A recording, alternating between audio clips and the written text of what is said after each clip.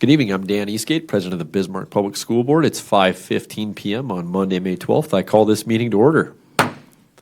Welcome and thank you for joining us tonight, both here at the City Building's Tom Baker Room or online. You can find our agenda under the School Board tab at bismarckschools.org. Mr. Chair, will you call the roll, please? Mr. Eastgate? Here. Mr. Hager? Here. Mr. Lee? Here. Mrs. Peterson? Here. Ms. Presky? Here. All board members are present and accounted for. Dr. Fosnot, would you please lead us in the Pledge of Allegiance?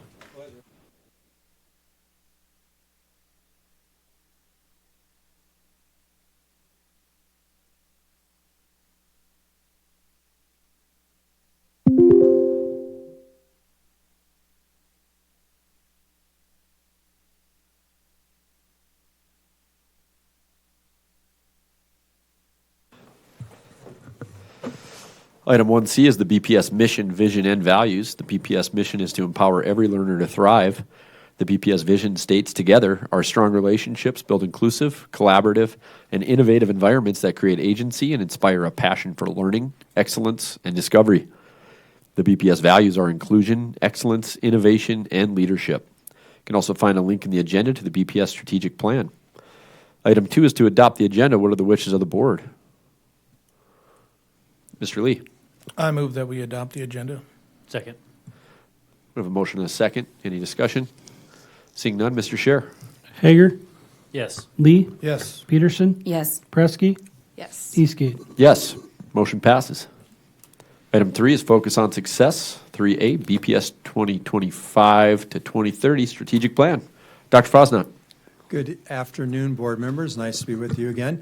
We would like to showcase our revised strategic plan. Been working on. I'm going to talk about the timeline for that throughout this. I probably have 20, 30 slides to share with you and our viewers at home to kind of talk about the future direction for Bismarck Public Schools in relation to what my office and we do with our educators as we move forward. And at your seats, you also have a printed copy, kind of a draft print of this new strategic plan.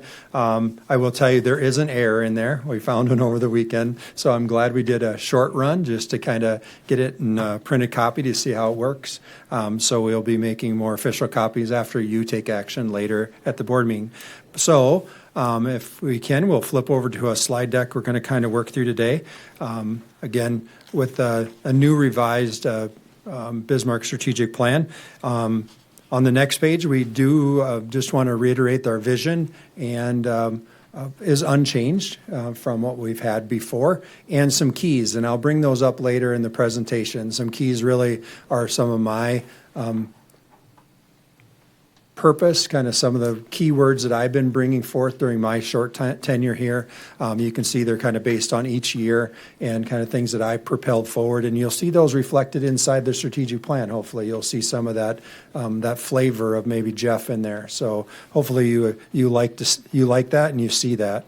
Let's talk a little bit about the process and how we got to here. If you remember right, you had a present strategic plan. One more, Mr. Barnhart. You had a present plan that was made in April of 2020 with Dr. Schatz, and he took the district through a planning process. You created that mission, empower every learner to thrive. You built those values out at that time. You aligned your strategic priorities to those values and excellence areas or excellence buckets at that point.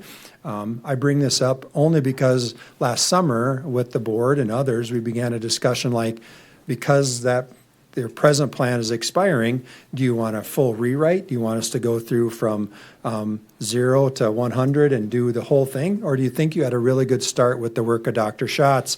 And I would tell you that resoundingly, you as a board and others that we talked through within BPS was, no, we don't need to throw the baby out with the bathwater. We just need to revise what we have and then make it better, make it for the next 5 years, so improve it. So that's what we did. The revision process really started last summer. Again, we looked at those connections. We looked at the present plan that we have now and said, okay, how can we make it better?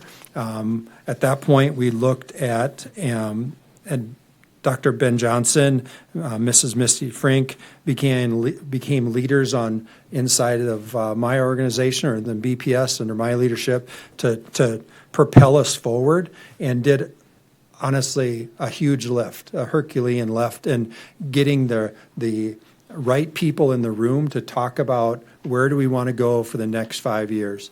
And that took a tremendous work. I want to add Mrs. Kayla McLeod to that, who works in Dr. Johnson's office, to meet with multiple groups of educators, multiple groups of parents, students, support staff, leaders, board members. I think all of you had an individual meeting to kind of say, where do you see the district going? And then we brought all that feedback together, Dr. Johnson and his team, that we began to digest it as a leadership team within the central office. Brought that to you in April as far as a board and said, what do you think? Here's where we're going. Here's what we heard. Got your insights on that. And then tonight really is the end of the process. We're at a community presentation. Hopefully people are watching. They can say, oh, okay, we see the direction. We see where we want to go. And hopefully we have buy-in from the overall public. So next thing I'd like to talk about is some of the key attributes that you will see inside the plan, some of the changes. Hopefully you're holding it in your hand. Hopefully you say, that's a lot different from our present plan already, just by what you see here. And hopefully patrons see that, but let's go over some of the key things. One was those two keys, that trust and inspire and that elevate. I think the new plan, you will see a commitment to transparent communication, not only with the plan, but also how we share results of our work continually with the public. You're going to see connections to accountability tied to your coherent governance model and the results that you expect of the organization. And you're going to see systematic reporting, and that I'm going to share at the end how parents or staff, or actually parents, community members, can track our progress, and being very clear about how you can track our progress so you keep us accountable of how we're doing. The other one is the Elevate logo. That was for this year. And we talk about elevating dignity, educators, opportunities, and well-being. Really, it's about increasing stakeholder engagement. It was opportunities to get more people's voices inside of their school and how they can engage in their school. That was a key takeaway that we really tried to interject into this revised plan. The other things that you'll notice inside of this new plan is we've really been intentional to reduce academic language, academic jargon, try to make it simple. So not to talk down to anybody, but people aren't going to engage with our documents if they can't freely understand them and relate to them. So we've really been trying intentional to say, let's talk to our average parent, our average person who's sitting in a waiting room. Because if this document's sitting in the Sanford waiting room somewhere or St. A's, we want people to look at and actually take part in it, right? And understand where we're going. So we've done that intentionally throughout the document. We've included drivers, and I'm going to come back to those later in the document, to be even when you talk about strategic priorities and action steps, that can be very education focused, very education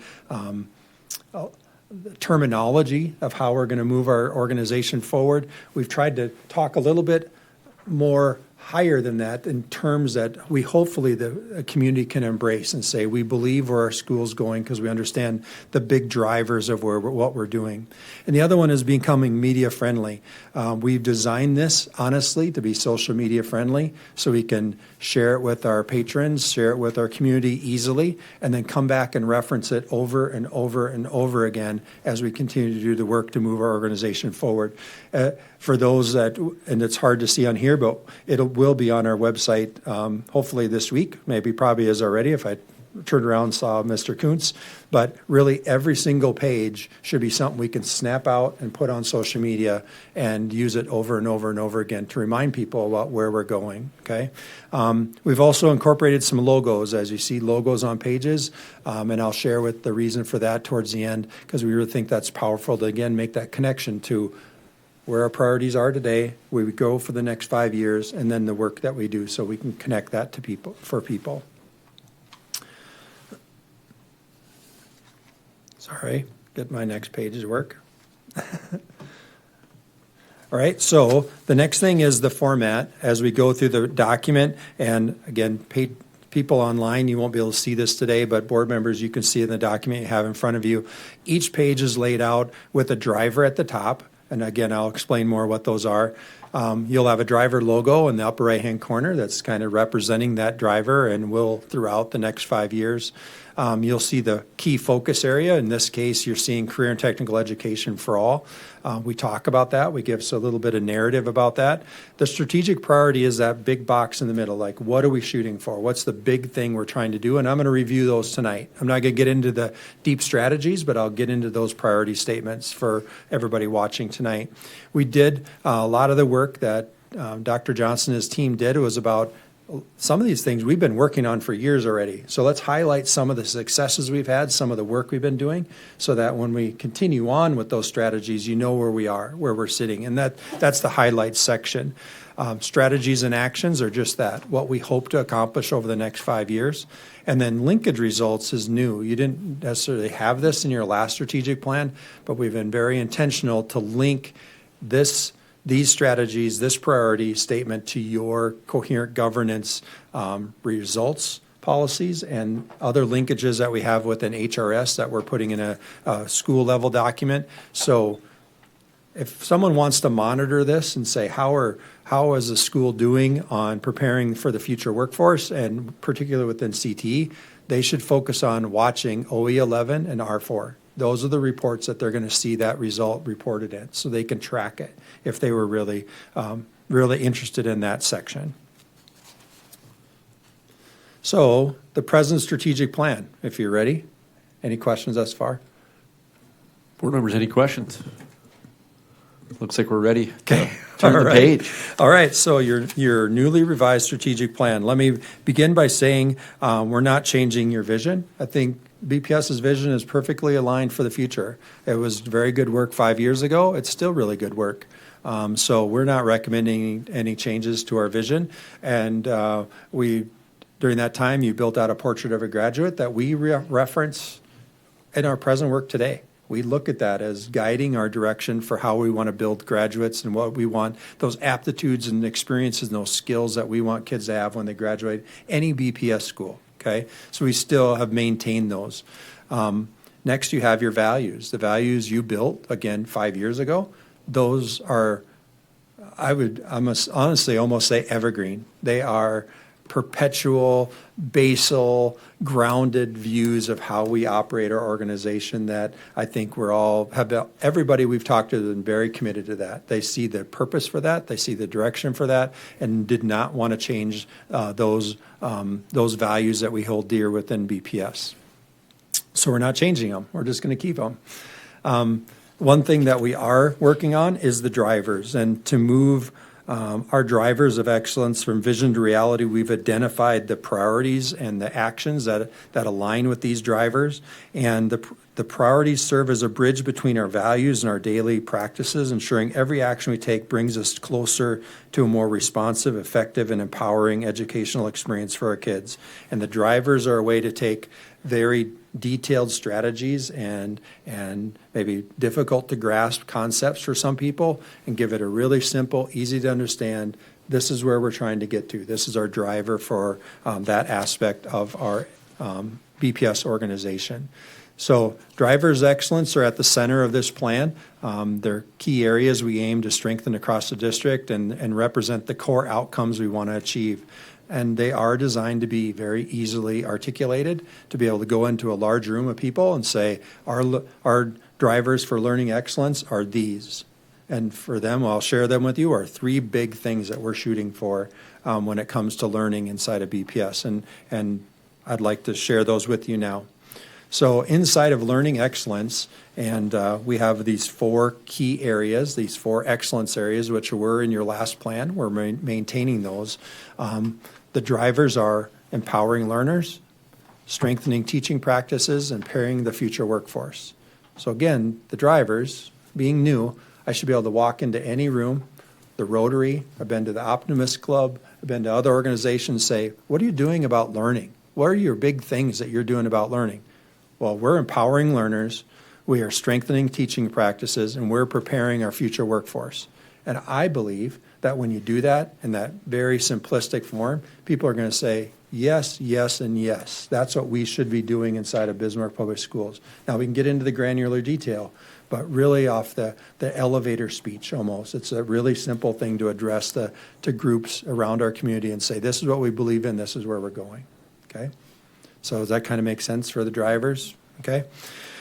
To get in them specifically, empowering learners, I don't want to read these verbatim for everybody. I'll let them stay on the screen for a while, but we're really focusing on multi-tiered instruction and assessment for both ELA, math, and our academic areas to support students and support our learners. Every learner has access to a personalized learning path. Doesn't mean that every student will have a personalized learning plan, but they have many, many opportunities within BPS to personalize the learning. That could be within a classroom, and we give choices to kids as they're learning, like, would you like to show me by doing this, or would you like to show me by doing that? And we do that, and we need to build that out even more. Could be a specialized program. It could be the many, many offerings we offer our kids in middle school and high school, but we need to continue to personalize learning and let kids find themselves in their learning pathway. And then lastly, in this one, we want to deliver high-quality, guaranteed and viable curriculum. What that means simply is that every single kid within Bismarck Public Schools should have the same opportunity to learn the same content in every single class. If you're a first grader in Moses or a first grader in Elk Ridge, you should have similar opportunities to learn the same content. You shouldn't be just dependent on what teacher you got, right? I think, and I go back to my experiences as a young man, it depended on what teacher you got, what their expertise was, what they liked, right? What their passions were. Well, learning in our schools today shouldn't be dependent on you just got lucky to get, Mr. Hager for your teacher. No, every teacher should have a similar experience so that Algebra 1 is the same for every single kid who goes through Algebra 1, right? May not be identical, but they're going to get the same key learning components in their course so that every kid can leave prepared and ready for the future. So that's for us as empowering learners in a little more detail. When we're talking about strengthening teaching practices, it is about building up our educators. It is about using evidence-based instructional practices to ensure that, how do you want to say, as long as I've been an educator, there's an art to education, being an educator, and there's a science. And we talk about the art all the time, but it's also making sure that every single educator has the science of teaching and learning, so that they have those skills to be exceptional at their craft. I would tell you, being a practitioner, an educator who has taken time to practice the art side of teaching and the science side, that's why professional educators are professional educators. That's what differentiates the teachers that are sitting in BPS classrooms than just someone who, I like to teach. I kind of dabble in teaching. I'm really good at, working in maybe something at a church group or something like that. That there is people who have the art to teach. What makes professional educators professional is they know the art and they know the science of teaching and learning. So that's what we want to focus on strengthening teaching practices. The next one is preparing our future workforce, and this one has been such a huge. When I came in and I interviewed for the job, you were very focused on questions about this. I meet with business leaders. They're continually asking about future workforce. I go to community organizations. They're talking about how do we get kids ready to get to the workforce. This has been a resounding in every group that I think Dr. Johnson met with, is how do we get kids ready to access high-quality career exploration experiences so they are ready to thrive when they leave and get into our workforce. It is loud and clear in our community that they need, there is a need for career-ready, work-ready workforce to get out of our high schools and get out there and fill those needs in our community. And we really, honestly, we must be partners with our community business leaders to address this workforce need. So we have really put a lot of focus on and need to continue in this area of what skills do you need for those future jobs in the Bismarck-Mandan region so that we can be ready to have our kids ready to take those jobs right when they leave high school, or with a little post-secondary education, they're ready to come back and serve this community. So we've heard it loud and clear, preparing for the future workforce. How's that one? Learning excellence, I'm going to move on. Yep, Okay. you can keep moving. All right. Personal excellence. This is about nurturing well-rounded individuals and elevating educators. And the first one, nurturing well-rounded individuals, it's really encompassing of all those skills and aptitudes, those qualities we want in our kids outside of that traditional reading, writing, arithmetic, and math, science. It's about, do we have kids? Are we ensuring our children have the soft skills to be successful leaders, good parents? They're good citizens. They're simply well-grounded, ready to serve our community kids. And this encompasses so much of that. We want to ensure that the first bullet talks about really MTSSB, making sure we have those lessons, those skills, those aptitudes of our kids to be ready for those, to be prepared for behavioral mental health and be successful with those skills when they leave our organization. Every learner is valued for their distinct characteristics, their ideas, their perspectives, their cultures. We want to be an organization that is inclusive. That's one of your values, right? We talk about inclusive sports. We talk about peer-to-peer. We talk about accepting kids as they come in the door. We value all kids. And we accept all kids, and we help to raise, love, educate, take care of all kids who enter our doors. And this is what we're trying to say, and maybe more words than I'm providing to it. But the next one is elevating educators. Here, it's not about the development of their skills so much as we want to develop and enhance their employee skills, their person. When you are a strong, well-rounded educator, you're also the best educator we can put in front of our kids. So that's not only their professional well-being and taking care of their, making sure they're the best version of themselves they can be professionally, but also personally. Let's take care of our people. Let's elevate our educators to make sure they're the best version of themselves to support the many kids that they have in their classroom. And the second bullet talks about the future educators. We know we have impending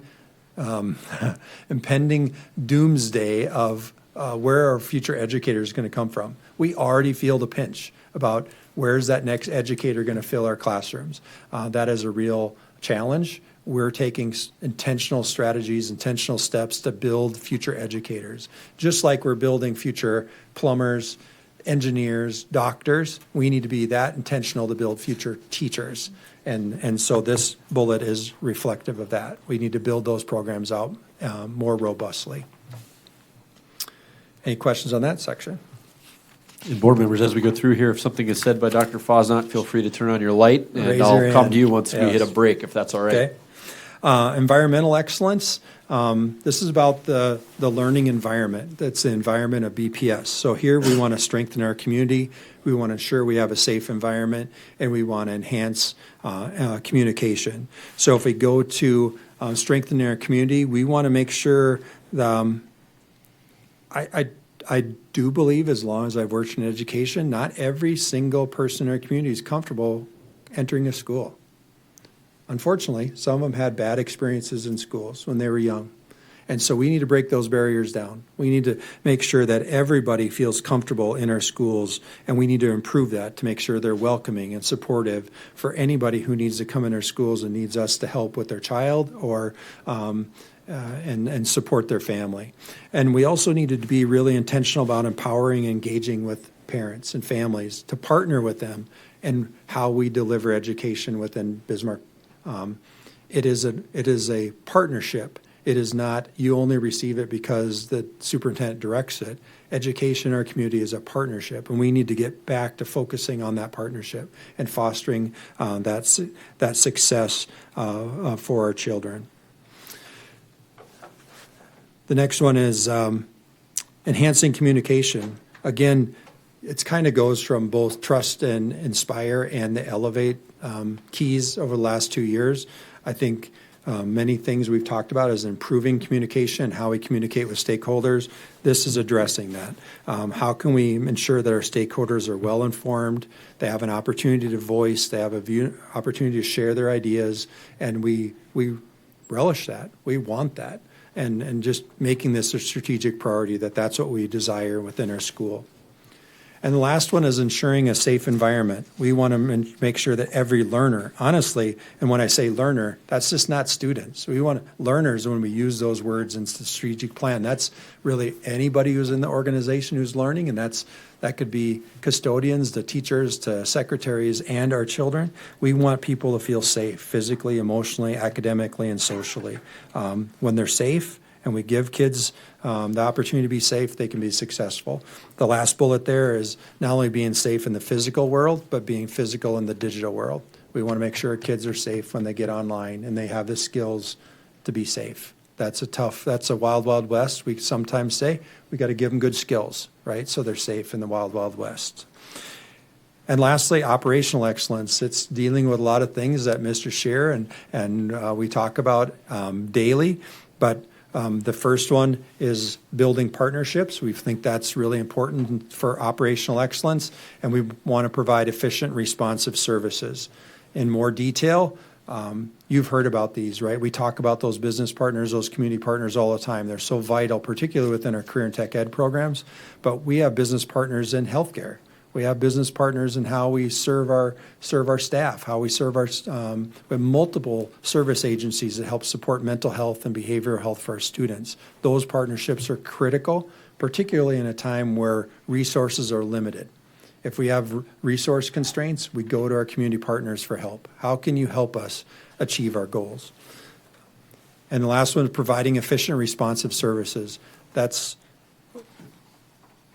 People think, I joke sometimes, people think education is just about school, it's just about classrooms, and it is. That's the vast majority of our job, right? But we're still a business too. We employ 2,400 people. We're trying to serve 28,000 parents and a whole community. So there's things like transportation, facilities. We have to take care of the finances. We have to take care of HR issues. Those things are all part of efficient, responsive services.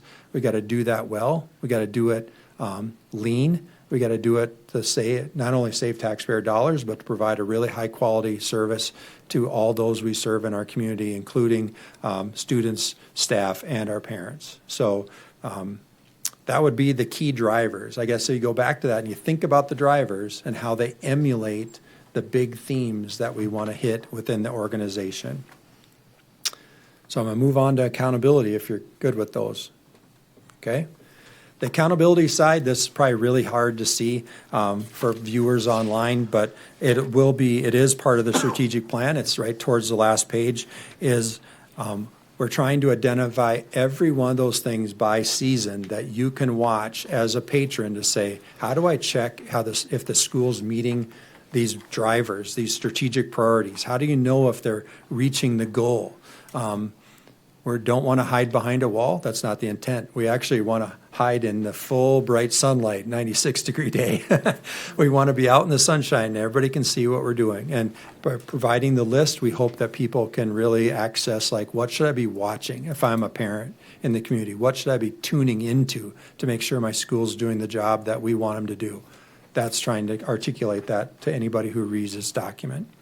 And the last page I have today is how we're going to connect this, because I've been in schools where we build strategic plans, and then once they're done and everybody's gone through it, unfortunately they get put in a binder and they get put on the shelf and no one checks them again, right? In part, that was why we gave the detailed accountability list, to say it's not something we put on the list. We're continually referencing it. But also, as we build out social media and communication in the future, you can see there we kind of put a little badge. You can kind of see the logo. That is strengthening our community. So when we put out those news releases, those press releases, those social media bits, we really want to be able to put that logo out there. And it's just a visual reminder for everybody watching to just say, oh, that connects to this strategic priority, which is part of that driver, and that's why they're doing it. Oh, I see why we're doing that. It's that important. Yes, it's that important. That's why we're trying to connect the dots for you. Okay? So in the future, when we do something in the area of career and tech ed, or we're focusing on MTSSA and building out those personalized learning pathways, That way you can say, I get why they're doing that. That was one of the priorities in the strategic plan. That's why it's important. That's why they're doing the work. And with that, I guess I would stand for any questions. So, Board members, questions, comments for Dr. Fosnot? Mr. Hager? Thanks, President Eastgate. Not a question, just kind of more of a comment. I really appreciate, Dr. Fosnot, your vision, and we've kind of seen this unfolding over the last number of years, kind of the direction you wanted to kind of take the district and in kind of a bigger overall view. Now, like you highlighted, the strategic plan very much feels like something that was a to-do and then put on a shelf. What I like about this is how it gets tied back to our coherent governance and our policies, and how you can reference those within this document itself. I really appreciate the way that you've taken those and this in particular and just simplified them. It made it much easier and quicker for people to digest if they're looking at something specific. And the interconnection between this, the OEs, the Rs, it's really nice to see. So I appreciate the work you and your team have done on putting this together. I think it looks really nice. Thank you. Thanks, Mr. Hager. Mr. Lee? Thank you, President Eastgate. I would agree. And I'm always kind of amazed by Dr. Fosnot's communication style and the vision he has for the district and things like this that are very tangible and that are easy for people to disseminate and discern. And it's just really great. One thing I would challenge this board, and maybe, it's part of a workshop, just a couple things that jump out, is it makes sense on dual credits that Legacy was kind of ahead of the curve, right? They were the pilot program and things, but I do think we need to elevate our other two high schools and challenge them to come up with the same offerings. We're always talking about equitability. That's one area where it just saves our families, parents, just a ton of money. Kids get a head start. I think we have 8 kids that'll be graduating from BSc with an associate's degree before they graduate from BPS. That's just amazing to me. 2-year head start. And so the difference between AP, there's always going to be a place for AP. I appreciate that, but that comes down to one, what I'd say, high stakes test, and you got to test out.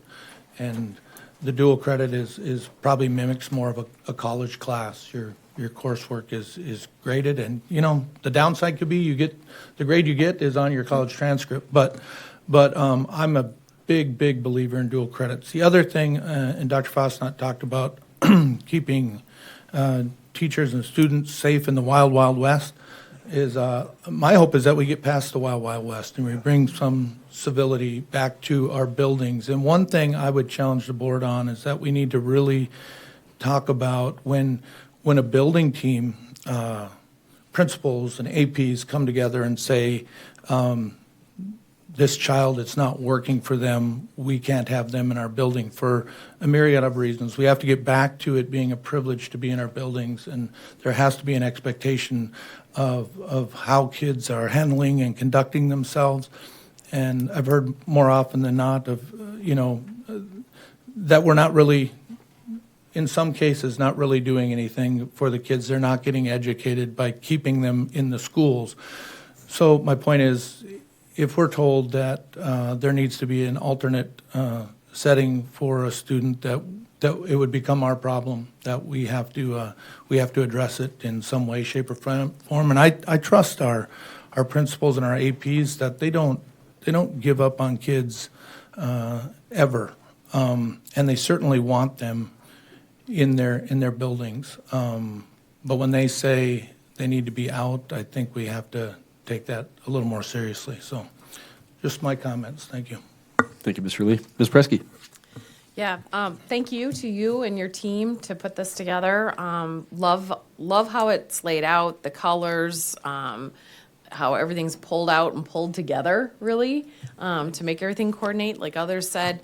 One thing you didn't hit on that I hope the public really looks at is the Who We Are Today pages, because I think these facts are just really mind-blowing, and it's really interesting to see some of those those facts that are laid out here. I mean, number one, I didn't even have a clue that 52% of our teachers are under 10 years of experience. So that's a big number. Yeah, and it really does show us like what that challenge is in the future too, in finding those replacements for the others that will probably be retiring soon.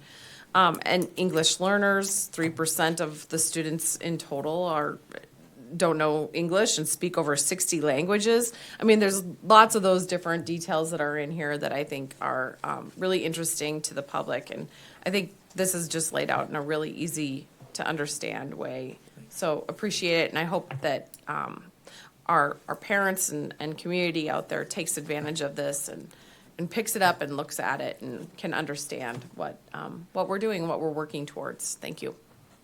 Thanks a lot, Ms. Presky. Ms. Peterson.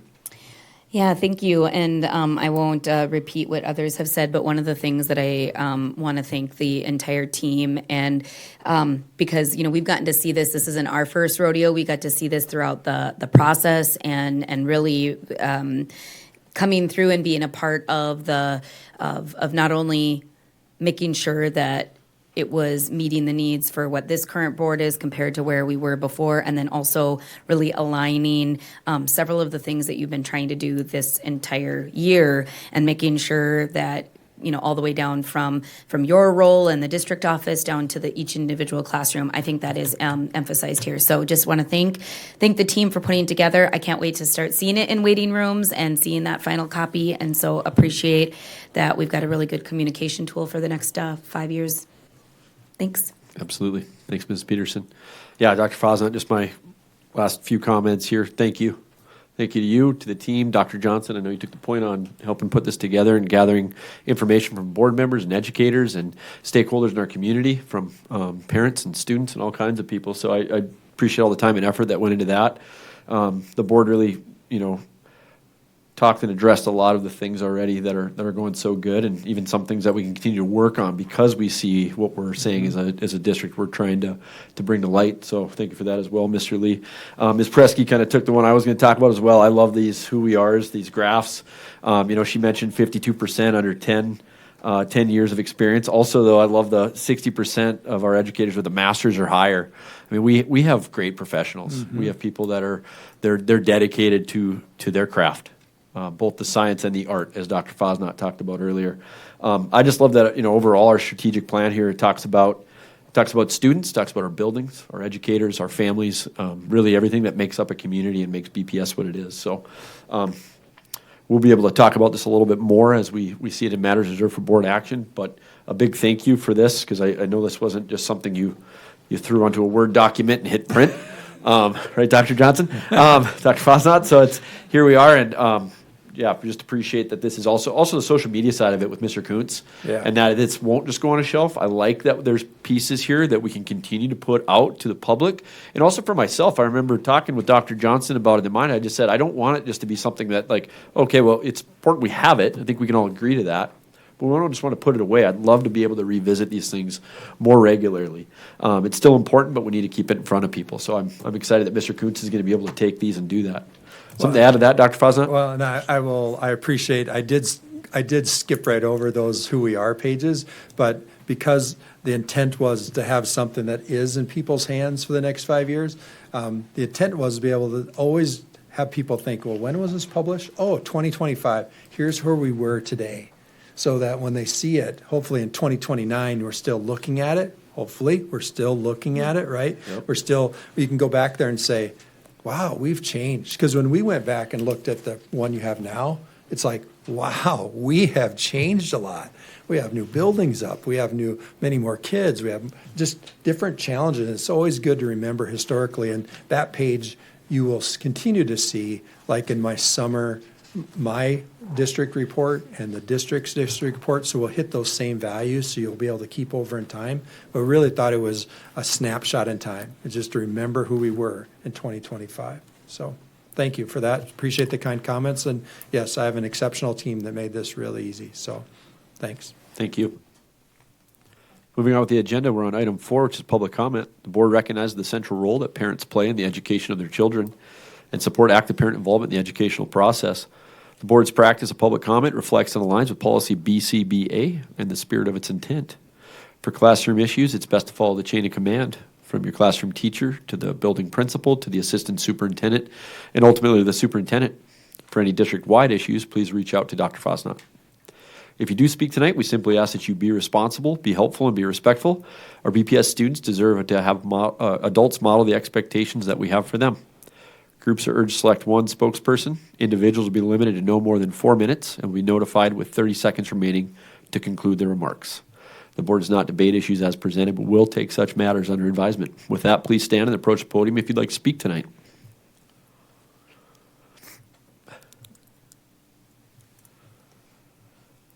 See nobody coming to the podium. Public comment is now closed. Item 5, monitor district operations. 5A or 2.1 academic achievement social studies. Dr. Fosnot. I'd like to welcome Dr. Johnson to the podium to give you your report tonight. And just see, I'm sure someone, as we were getting ready for the meeting, said, didn't we cover that? Remember, we did the revisions the last 2 months, so it seems like social studies has been around for a while. This is actually the official report, so we're going to give you the actual results. So, Dr. Johnson, thanks for being here. Thank you, President Eastgate and Dr. Fosnot, members of the board. We're talking about R21 social studies. So we continue to see steady improvement with student performance in social studies across the grade levels. The district has implemented, obviously, our intent around those instructional curriculum, as Dr. Fosnot talked about, our guaranteed viable curriculum. How can we ensure that we're tight on the standards and those outcomes, while also allowing for some of that professional autonomy and the art to be infused and meet your students where they are. Throughout our grade levels, we see continued improvement with our students meeting or exceeding the standards and the outcomes. We also have shifted in the middle school and the high school, reporting that based upon letter grades and the percentage there. So you see some of that increase. Obviously, the elementary is at 89.7 for that overall. For the middle school, we're at 78.6 and high school 72.5. You see those as increases across all the grade levels at that point in time in those groupings. And so again, although the 912 is a little bit more of a baseline, we did go back and pull similar data.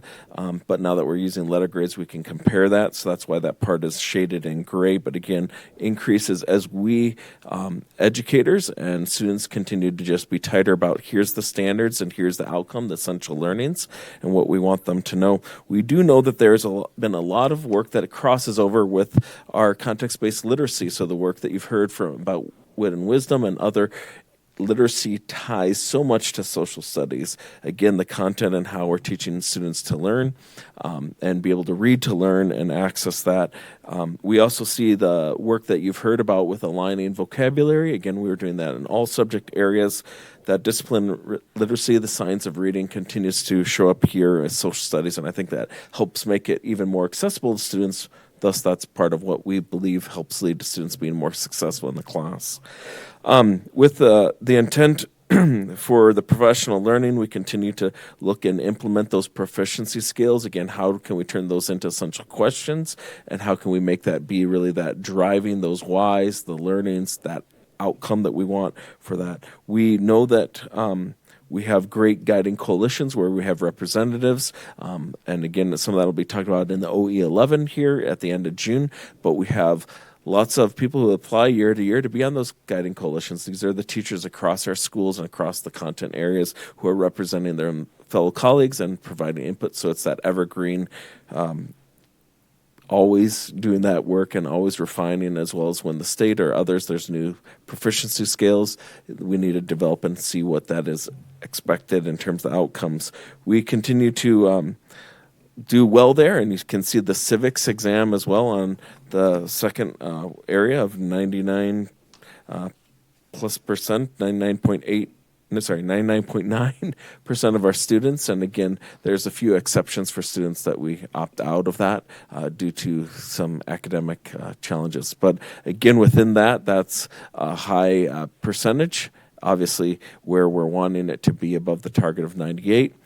So You'll notice that, again, that's slimmed down to just now 2 standards, again, as Dr. Fosnot talked about and you as the board. But for the public, if you've heard of this over the last couple months, we've really tightened and narrowed down and discerned here's the essential ones that are just social studies specific. So at this point in time, I would present and ask you to hopefully approve this with making reasonable progress. I'd stand for any questions, President Eastgate or members of the board. Board members, any questions? Mr. Lee? Thank you, President Eastgate. Is an indicator too that 70% on the North Dakota civics exam, is that 70% required to graduate? Yes, so you have to hit a 70% to be deemed that you've passed the exam. That's just what the And you can't state get a standard diploma is. without that? Correct, except for a few exceptions for some students that might have some alternate assessments. So yeah, special education, severe. Is that why we're at 98% and not 100%, would you say, because of Yes. those exceptions, or? Yes. Okay. If you do not pass the civics exam and you do not qualify for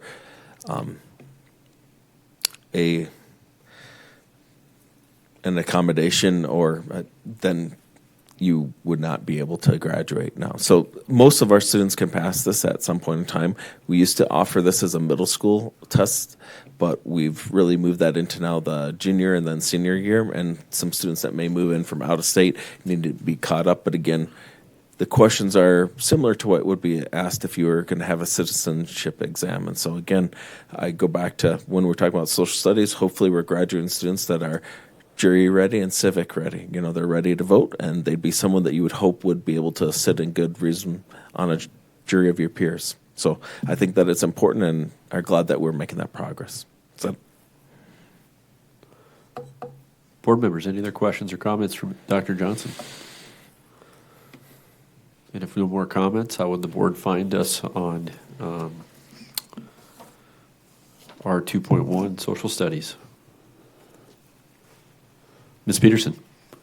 I would move that with respect to R2 academic achievement, social studies, that we are making reasonable progress as presented. I'll second. We have a motion and a second. Any further discussion? Seeing none, Mr. Scher? Lee, Yes. Peterson, Yes. Presky, Yes. Hager, Yes. Eastgate. Yes. Motion passes. Thank you, Dr. Johnson and Dr. Fosnot. Next up, we have BSR3, staff accountability. We'll have a public reading, and then the board can determine if we're going to retain or amend and if we're in compliance or not. BSR3, staff accountability. The superintendent is responsible for all matters related to the day-to-day operation of the district within the values expressed by the board in policy. All staff members are considered to report directly or indirectly to the superintendent. Number 1, the board will never give direction to any employee other than the superintendent. Number 2, the board will not formally or informally evaluate any staff member other than the superintendent. And number 3, except as required by law, the board will not participate in decisions or actions involving the hiring, evaluating, disciplining, or dismissal of any employee other than the superintendent. Other provisions of these policies notwithstanding, the business manager shall submit routine financial reports directly to the board and shall be employed, disciplined, and terminated by the board. This brings an end to the reading of BSR 3, staff accountability. Board members, any discussion or how would you like to find us? Ms. Presky? I would move that we retain BSR 3, staff accountability. Second. We have a motion and a second. Any further discussion? Mr. Scher? Peterson, Yes. Presky, Yes. Hager, Yes. Lee, Yes. Eastgate. Yes. Motion passes. And how's the board find us? I'd move that we determine that we are in compliance. Second. We have a motion and a second. Any further discussion on that one? Seeing none, Mr. Scher? Presky, Yes. Hager, Yes. Lee, Yes. Peterson, Yes. Eastgate. Yes. Motion passes. Item 6 on the agenda, matters reserved for board action. 6A is the BPS 2025-2030 strategic plan. As you guys all know, we were just presented that on the focus on success, but I can go to Dr. Fosnot if you have anything else you'd like to add. I just hope after all this work, you say yes. You affirm that you bless it. Short and sweet, follow the focus on success. That's okay. Board members. Ms. Peterson. Again, just thanks for all of that work on that. And then I'm excited, I think after this, you'll have to update our board packet because it used to say 20, through 25, so you'll get to put this in there. But with that, I move to accept the BPS 2025 through 2030 strategic plan as presented. Second. Motion and a second. Any further discussion from the board? Mr. Chair? Hager, Yes. Lee, Yes. Peterson, Yes. Presky, Yes. Eastgate. Yes. Motion passes. And 6B, I didn't have a chance to check in with everybody, but any school visit updates? If I see a light. Ms. Presky? Yeah, finally got after it. Actually, today I went and visited Pioneer Elementary School, and when I pulled up this afternoon, it was like during lunch recess, and the principal, Chris Narum, was out in the front lawn playing football or catch with the football with two young boys. And so it was just kind of, it brought a smile to my face to pull up and see that a principal can get out and actually go play with the kids. And so chit-chatted with the boys and Mr. Narum as they were finishing up their recess game. And then sat down and had a nice visit and a tour. A smaller school in the middle of a central part of Bismarck, if folks aren't familiar of where Pioneer is. They have about 190 kids when they started the year, and they have about 208 now. He described it as a very transient population. There's a lot of movement, kids coming in, kids leaving. They have 2 grade levels or 2 rooms with grade levels for every grade level except first grade, where there's fewer kids. Small, but he described it as lots of needs, and that really got down to the transient population, how kids are flowing in and out of there. And then also just the challenging dimensions with kids and their families, and we talked a lot about behavioral issues that they are seeing and having, and just some challenges probably that happen at home that translate into the school. One thing that he said to me that I really reflected on is that resources to the schools shouldn't be based on population, but should be based on the needs. And I just really, when he said it, just really took me to just pause for a moment and think about that, so many resources might be allocated to a school based on how big they are, or how small they are, and really it should be based on what do they really need and what do those students need to excel. They have, in Pioneer, they have about 15 to 20 English learners, and they have a half-time EL specialist. So really, 15 to 20 kids that don't know English in a school of 200 is quite a large number. Again, kind of talking more about the behavioral issues. He also talked about how there are students that really need an alternative setting for learning, that need to be removed from the classroom for a period of time. And he talked about the school within a school, which is a program that we have at our high schools. He thought maybe that would be something that could be implemented on the elementary level, which really spurred us into talking more about Renew Ed for elementary, which is something that this board has discussed as well. And when I asked about the Renew Ed program and expanding that for elementary, he said that they actually had a student that was the first student to use that program, and it really helped a lot. It was good support, and it was perfect in that situation. But then also just visited a little bit about how would it be more efficient if you had somebody in the building where you don't have to figure out transportation for that student to get to a Renew Ed setting. So just some good conversation surrounding that.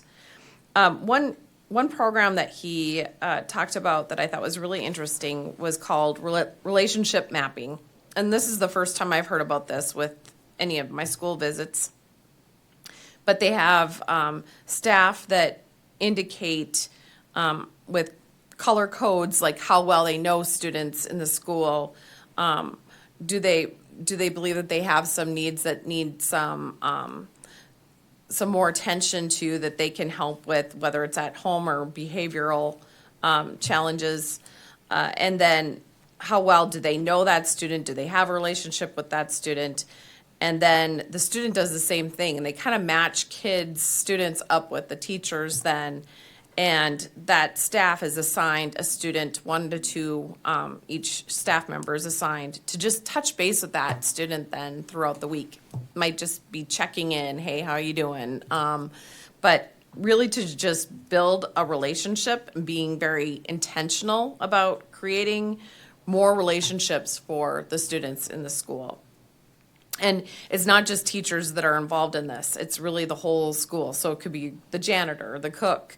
And when we were done with our meeting, he ended with, this, I'm really proud of how much everyone in this building really cares about kids. They're very dedicated. And my response to him was, well, that shows by them buying into this relationship mapping program, because it's something outside of what they would be doing in their job duties, teaching in the classroom or cleaning the bathrooms and hallways. It really is going that next step into really just developing relationships.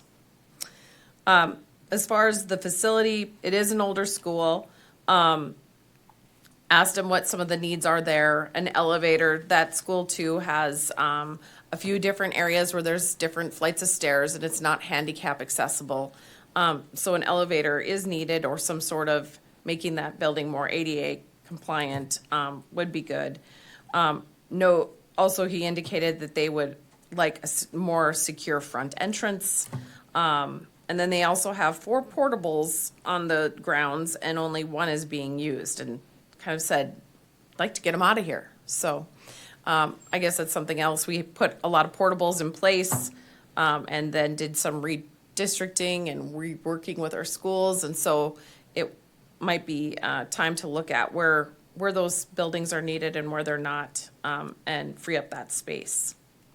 Also some concerns about Title I budgeting, how their funding has dropped over the last couple of years, $100,000 in 2 years, and doesn't really know what's coming up next. And really what that translates to, if you're looking at a $30,000 cut, that equates to a position. So you're either reducing positions or cutting a position. And it's just, it's a hard time. We talked about, I definitely got the feeling from Mr. Narum that he is, he understands the budget situation that we're in for this next cycle, and the legislation with caps is not friendly, and so, it was ended sentences with, well, if there was money, or, maybe someday. But I definitely think he was realistic to know that there's definitely some tight budget constraints coming at us for this year. But it was a good visit.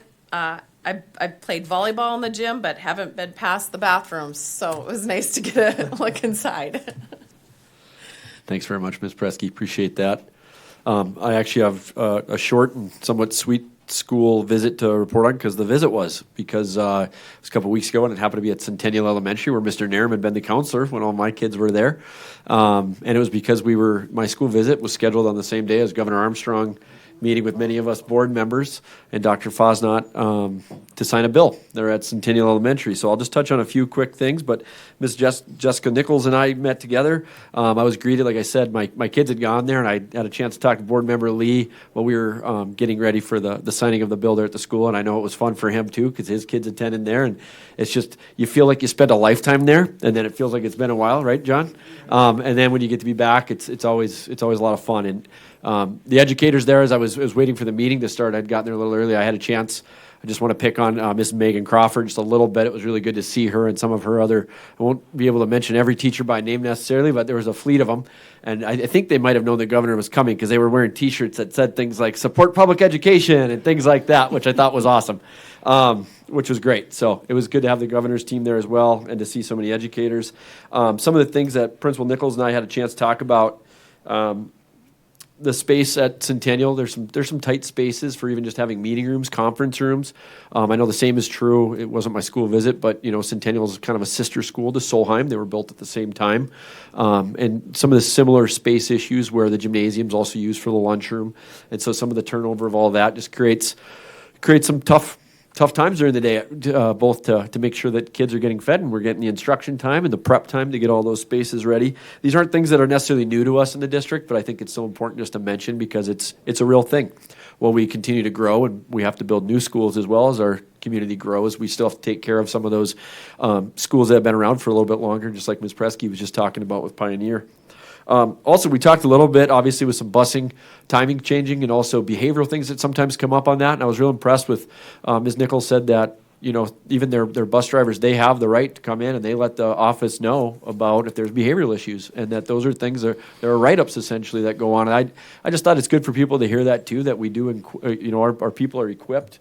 Mr. Barnhart, I'm sure, as the elementary in particular, that, from the bus drivers to our principals, that those things are getting addressed, that if there's things that need to be handled on the bus, just like I think it was mentioned earlier, Mr. Lee mentioned earlier, that it's a privilege also still to be in our schools, to be educated. The same is true of our busing. You got to kind of earn that seat, or at least you can lose it. So just things to keep in mind about that. Mrs. Hartman hosted us in her classroom, and the fifth graders that were there that got to see a bill being signed was pretty cool for them. Many members of our board were able to be there that day, and I just want to say thank you also to Governor Armstrong. Not touching on the legislation or the bill itself today, but just I really appreciated him explaining to the kids what that legislative process looked like, what it looked like to sign a bill. A lot of times he said that they're kind of at those signings, it might not be the actual bill, but that was the real bill, and those kids actually got to see a North Dakota law get signed in. Handed the marker off to a student who was overjoyed. I think tackled him with a hug right after that. So, I just think these are great things for our kids. We talked earlier about civics tests within our social studies, and for these kids to get to see some of these real life actions that take place right there at our school. So Centennial continues to be just a fond place in my heart. Mr. Nairn, as I said, he mentioned as the principal, he was the counselor and sat with one of my kids when he was the counselor crying on his first day at kindergarten, picking on my kids. So I just appreciate the staff we have there, the people in our buildings, our bus drivers, as I mentioned, and that's, like I said, Centennial just continues to be a place near and dear to my heart. So great time at that school. With that, I don't think we have any other school updates today. We will go on to number 7 on our agenda, the consent agenda. What are the wishes of the board? Mr. Lee? Mr. President, I move that we accept the consent agenda. I'll second. We have a motion and a second. Mr. Scher, the roll, please. Lee, Yes. Peterson, Yes. Presky, Yes. Hager, Yes. Eastgate. Yes. Motion passes. And number 8, superintendent's report, 8A, major projects. I will hand this off to Mr. Scher to share major projects. Thank you, President Eastgate, Dr. Fosnot, members of the board. Tonight, just a quick update on where we're at with major projects. We're really starting to take shape up at our Silver Ranch Career Academy. Curb and gutter started the end of last week. Underground should be complete this week, and they'll continue pouring on that north side. For concrete, again, that's just the side that's shelled for now, but concrete was part of that. And then we continue framing of the interior walls that will occupy this fall. Wanted to quick update you on some portable status. We are moving the double portable to Solheim for some increased need there. The quad, we're working on a sale of property for that.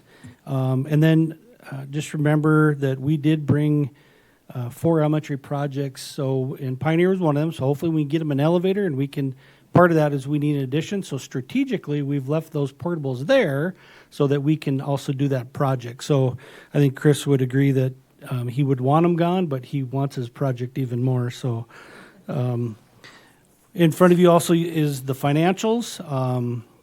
And I don't really have anything to offer other than I did notice one error, that the completed amount for the Lincoln Elementary changed by like less than $100. We had one straggled last minute bill that came in that had to get coded there. So I would entertain any questions that the board would have related to major projects. Board members, any questions for Mr. Scher? Okay, thank you, Mr. Chair. Dr. Fosnot, on to the legislative wrap-up. Yeah, I would just like to go through some bills now that we have the session over finally.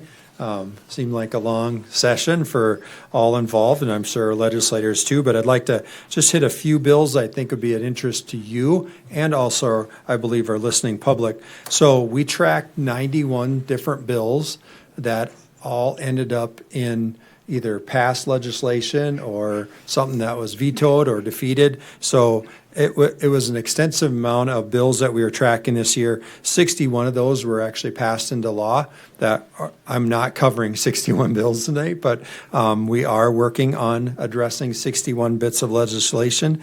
That's why I do believe, just for people who noticed that BPS employees, myself, were up at the session and would say, "Oh, you're up at the Capitol again." You know, even to some degree, "Oh, you're at the Capitol again. Why aren't you in the office?" That for a while became a second office, and the reason is that a lot of this policy, a lot of this legislation, did affect kids, staff, parents, the BPS organization, our community, and really, I will say, when I meet with legislators, they thank me for being there. They thank me for being there, and many of our employees that go and advocate for legislation, because really we're the boots on the ground. Many of the legislators haven't been in a school setting for 20, 30, 50 years.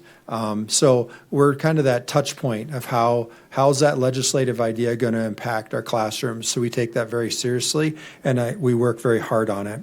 So if I can, I just have a few bills I'd like to go over quickly for you tonight. House Bill 1562 was mandated reporter training. That's another requirement. We've already been doing mandated reporter training. Actually, there's a course that we have to take as educators. This just added some components to that, so we'll be implementing that here shortly.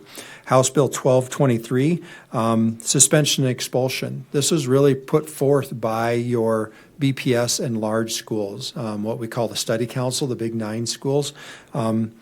Probably when I was in Ellendale, I didn't have one expulsion during my time there. I never had an expulsion until I worked in BPS, unfortunately. We've had numerous experiences, but expulsions by law now only carry to the last day of school, like end of May. So if you do something that warrants an expulsion on the first day of May, really your expulsion is less than a month. This legislation gives schools the ability to push that expulsion into the following school year. I don't think that that's something we want to do all the time, but when you do bring a dangerous weapon to school, maybe that expulsion needs to be longer than just 30 days. So that gives us some opportunity to use that as a tool when we need to. Human trafficking prevention, that's now required curriculum for grades 6, 10, and 12 to be informed about human trafficking, to be aware of human trafficking. That is definitely age appropriate, so please understand how we teach 6th graders will not be the same as we do 12th graders, but the state actually picked third-party providers to do that. It won't be through BPS. Third-party providers will be contacting us and arranging times to do that for each of these grades.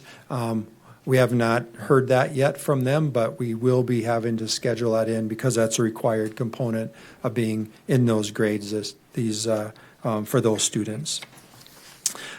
Student voting. This legislated that we can't bar students from traveling to vote during general, special, or primary election.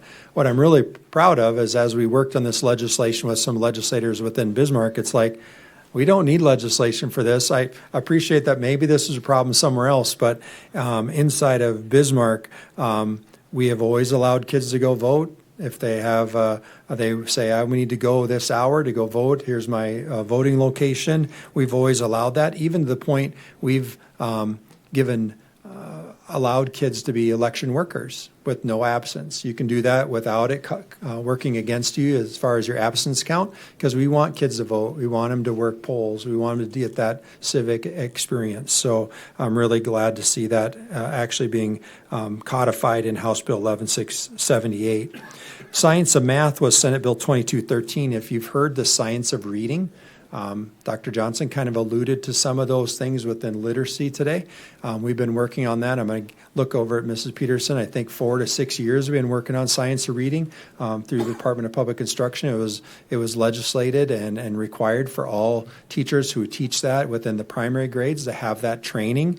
Now this is coming science and math. So if you teach mathematics to our kids, you now have to go to required training to have the skills and the aptitudes to be able to be really good at teaching mathematics to our kids.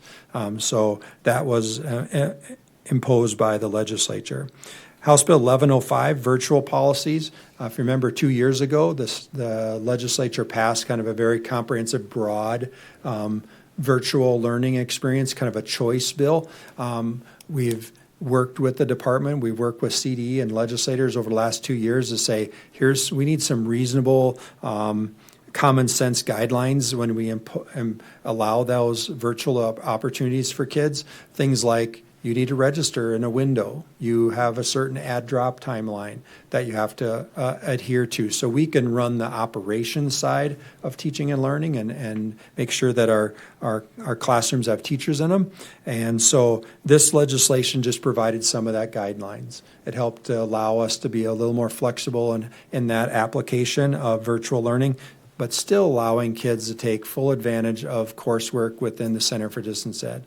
It's not about limiting it, it's just about helping us manage that so kids make really good choices with their parents and with us as we move forward on those. As President Eastgate mentioned tonight, House Bill 1160 was signed in front of our kids at Centennial Elementary, which was great. Senate Bill 2354 was the very similar bill, almost exact, which was passed second, which now became the law of the land. We have a new requirement to prohibit cell phone use, bell to bell, in all of our schools, K through 12. And the key word there is technology must be stowed and inaccessible.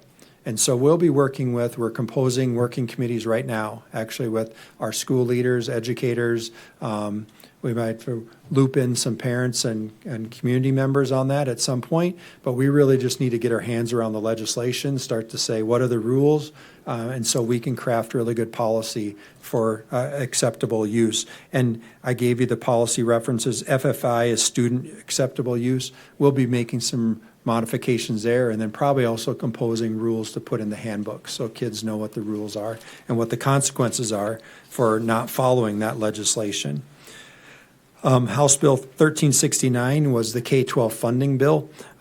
As you know, that came in at 2.5% each year over the next 2 years for the foundation aid payment. They had a few other items in there with some bidding thresholds and stuff, but really that was the majority of that bill. Came in really late. I think Friday of the last day or Saturday of the session, so it was really late when we got that done. To be honest, as a school leader, I'm disappointed. I'm disappointed because our legislature addressed a 3% increase for state employees and provided some support for their insurance costs. They provided a 3% increase for higher ed and insurance costs. They even did a 3% increase for compensation for legislators. And then at the end to have, because of budget constraints and some challenges, to say, hey, we're going to do 2.5 for schools and really not addressing insurance. They left that for us to do within the 2.5%.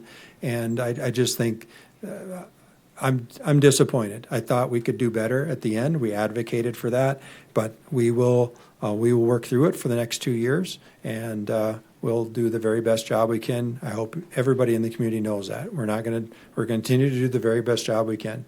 We just might have to say some no to some really nice things that we just have to say no to, because we're going to fund needs first before wants, and that's just what we have to do. The other one was House Bill 1176. That was a governor's tax reduction bill, kind of came from the offshoot of Measure 4. And so that was, as Board Member Presky mentioned, that's putting the 3% caps on revenue growth in each of our levies that we can assess, but it also gave the primary residence tax credit, which I think is up to $1,600 for your residents, depending on value, and there's other components. But after we supported, and I'll say we as school leaders really worked hard to defeat Measure 4, it is nice to see this bill passed. I mean, it was loud and clear from us in North Dakota that we wanted some tax reform. All political subs are now capped at 3%, but I would say, unlike counties, cities, and other entities, schools are going to see a challenge in that we can't raise fees. I think if I was in a fire department, I used to be the secretary and the chief of a fire department at one time, we levied a tax. You could always charge more for your call. You could just raise the fee for when we go out and service that fire on your farm. Now that the fee went up. I think that's true with counties and cities. They have the ability to recapture some of their funding. Schools can't charge fees, not like this anyway. So the 3% cap is a little bit more constricting for us, and we advocated for that. The other part that we'll wait and see on, and you're well aware of this, but for the public, is within the funding formula, all schools are deducted the value of 60 mills. What 60 mills can generate, that's deducted in the state funding formula for schools. We really argued that the state should keep that 60 mills, because if you're going to deduct me 60 mills of value, you should allow us to tax the 60 mills. Then the deduction matches the taxation for every school across the state. It seemed like that would work.